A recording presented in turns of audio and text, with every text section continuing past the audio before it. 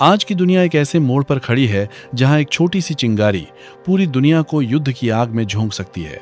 और यही चिंगारी बनी है ईरान, अमेरिका और इजराइल के बीच का संघर्ष।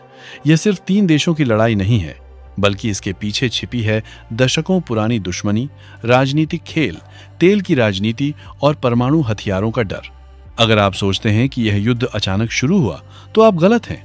इसकी जड़ें करीब 40-50 साल पुरानी हैं। 1979 की ईरानियन रेवोल्यूशन के बाद से ही ईरान और अमेरिका के रिश्ते खराब हो गए थे। पहले ये दोनों देश दोस्त थे, लेकिन जब ईरान में इस्लामिक सरकार आई तो उसने अमेरिका और इजराइल दोनों को अपना दुश्मन घोषित कर दिया। यहीं से शुरू हुआ एक लंबा तनाव जो धीरे धीरे आज के इस बड़े संघर्ष में बदल गया।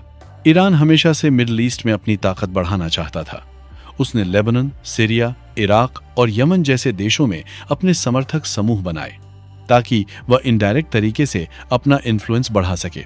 दूसरी तरफ इजराइल को हमेशा यह डर रहा कि ईरान उसे खत्म करना चाहता है, इसलिए इजराइल ने हर कदम पर ईरान को रोकने की कोशिश की। अमेरिका का रोल इस पूरे मामले में बहुत अहम है। अमेरिका और इजराइल के रिश्ते बहुत मजबूत हैं और अमेरिका हमेशा इजराइल के साथ खड़ा रहता है। यही कारण है कि जब भी ईरान और इजराइल के बीच तनाव बढ़ता है, अमेरिका भी इस कॉन्फ्लिक्ट का हिस्सा बन जाता है।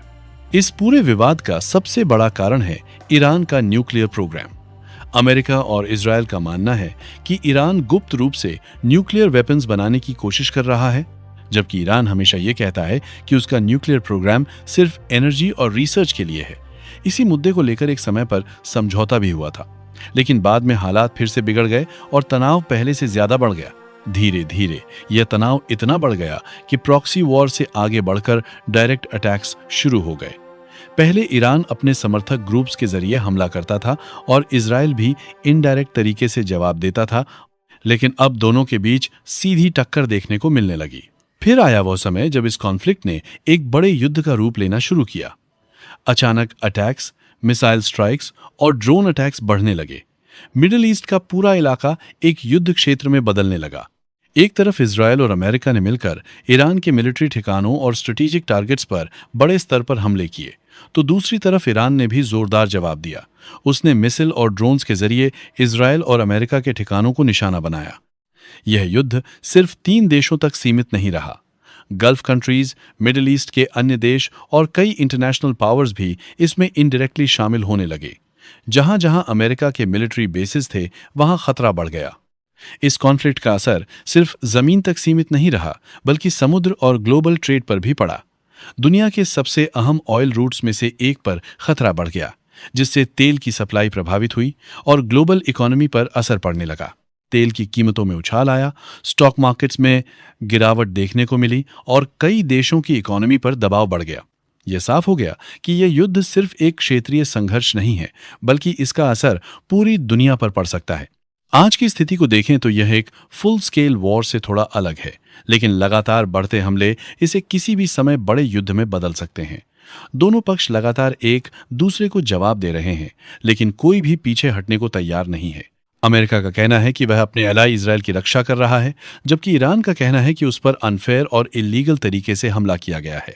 दोनों ही अपने अपने पक्ष को सही साबित करने में लगे हुए हैं। इस कॉन्फ्लिक्ट में एक और महत्वपूर्ण भूमिका निभा रहे हैं प्रॉक्सी ग्रुप्स। ईरान के पास कई ऐसे ग्रुप्स हैं जो उसके लिए काम करते हैं और अलग अलग जगहों पर अटैक्स करते हैं। यही कारण है कि यह युद्ध धीरे धीरे पूरे मिडिल ईस्ट में फैलता जा रहा है। लेबनान, सीरिया, इराक और यमन जैसे देशों में भी तनाव और हिंसा बढ़ने लगी है। इससे यह साफ होता है कि यह सिर्फ एक लिमिटेड वॉर नहीं है, बल्कि इसका दायरा लगातार बढ़ रहा है। अब सबसे बड़ा सवाल यह है कि क्या यह युद्ध वर्ल्ड वॉर में बदल सकता है? इसका जवाब आसान नहीं है, लेकिन खतरा जरूर है, क्योंकि बड़ी शक्तियां भी इस कॉन्फ्लिक्ट में इनडायरेक्टली शामिल हो रही हैं। अगर हालात और बिगड़ते हैं तो यह ग्लोबल लेवल पर एक बड़े युद्ध का कारण बन सकता है।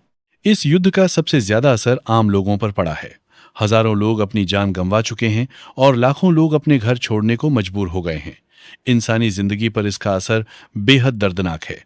ग्लोबल पॉलिटिक्स पर भी इसका बड़ा असर देखने को मिला है। कुछ देश अमेरिका और इजराइल के साथ खड़े हैं, तो कुछ देश ईरान के समर्थन में हैं। इससे दुनिया 2 हिस्सों में बंटी हुई नजर आती है। अब बात करें भविष्य की, तो यह पूरी तरह अनिश्चित है। अगर यह कॉन्फ्लिक्ट ऐसे ही चलता रहा तो दुनिया को एनर्जी क्राइसिस, इकोनॉमिक स्लोडाउन और इंस्टेबिलिटी का सामना करना पड़ सकता है। लेकिन अगर डिप्लोमेसी और बातचीत सफल होती है तो इस युद्ध को रोका भी जा सकता है। हालांकि सबसे बड़ी समस्या है भरोसे की कमी। कोई भी देश दूसरे पर आसानी से भरोसा करने को तैयार नहीं है। इस पूरे कॉन्फ्लिक्ट से एक बात साफ हो जाती है कि आज के समय में युद्ध सिर्फ हथियारों से नहीं, बल्कि स्ट्रैटेजी, पॉलिटिक्स और ग्लोबल इन्फ्लुएंस से भी लड़ा जाता है। और आखिर में सबसे बड़ा सवाल, क्या यह युद्ध खत्म होगा?